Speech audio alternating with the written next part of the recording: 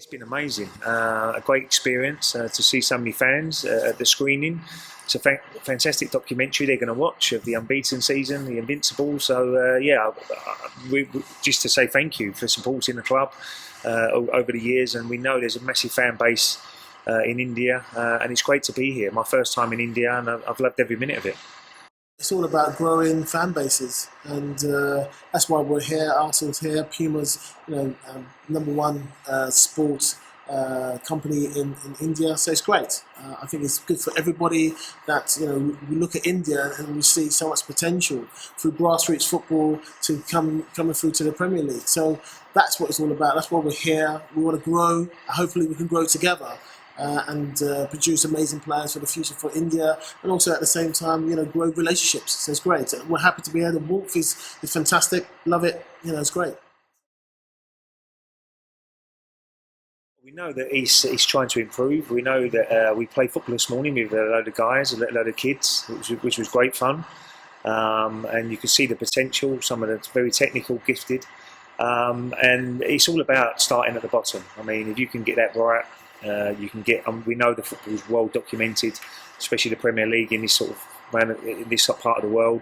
But it's now getting that out onto the streets and to get kids involved. And if you can do that, you can, as I said before, 10, 15 years time, be a much better, stronger nation in football.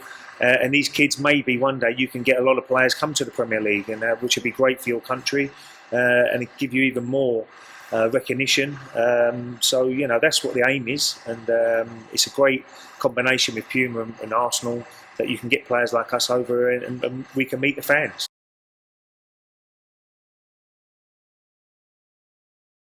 When I look at India and how they are progression, you look at America and how they had to go through.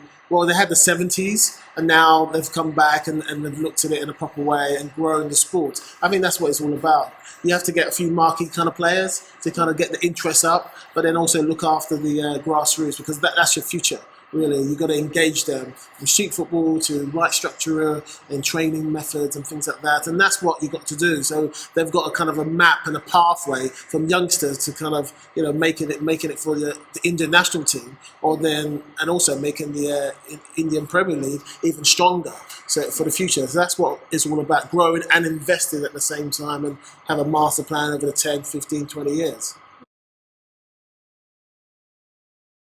He's a very important player for Arsenal, definitely. I mean, the goalkeepers I played under David Seaman, Jens Lehmann when he first come to the club. You need a good goalkeeper, a very good goalkeeper, and he's certainly won big trophies. He's very experienced. He'd be great help for the back four. But whether he's the missing link, who knows? But they can bring in one or two players before the end of the window as well. Then they have a very strong squad, and maybe could challenge the top sides. There's talking about Benzema. This kind of name floating about. He'd be definitely a fantastic addition. Whether he's willing to come, it's another question really. But Peter Cech's been great. But it's all about how they start. I think last year they started a little bit too slow for me. The history was kind of saying, well, you don't need to be starting so early, and you wait to say to December and January. I think now, if you really want to make a kind of good play for the Premiership, you've got to start almost first in September. Got to start really get into your groove now, because some teams are not waiting. They want to get ahead of steam, get it rolling, and kind of hopefully that'll last them and get far enough away from their competitors. So really now you can't really wait too long to kind of get into your groove. You got to have be in your groove and a couple of weeks and then into it to make a difference. Because once teams get gaps on you, just unless you have an amazing kind of season and people fall back, not every single team in the top are going to fall back. So you've got to be in the hunt straight away. It's a very competitive league. You look at Chelsea, who won it last year pretty comfortably. Man City obviously have gone out and bought Raheem Sterling as a good signing for them. Probably will buy a few more. But I always think that you've got to wait till the end of the transfer window, so you know exactly what squads each team have got and who's got the strongest squads. But I'm sure that Manchester United will have a go to try and win the league. Liverpool are trying to get back into the top four. So I think it'll be an amazing season again. For Arsenal's point of view, I'm just hoping they can have a chance coming to the end of April, going into the last 3 or 4 games, and they're in the hunt to maybe win the title. But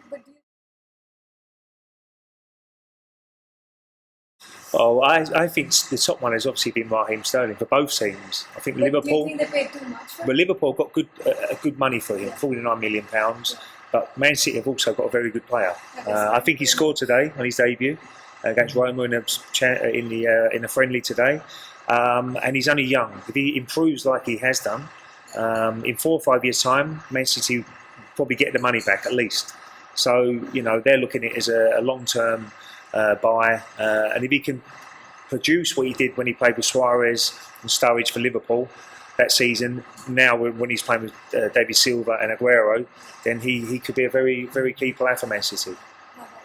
Sterling, it's a shame we couldn't see capture Sterling when he was at QPR, and we just didn't have enough money to buy him. I think 9 million short. I think that's the difference. But I think he will make a difference. I saw him last season, and he's one of the players I've seen in a recent the last kind of 5 years that really excites me. And as long as he keeps his consistent kind of play up, and he loves the game, and really wants to kind of express himself, and now he's got players around him to allow him to do that even more. So that's great, because they've got players. Man City's got players who can defend and do all the jobs, and then you can just get on with your job, makes your kind of life much more kind of easier.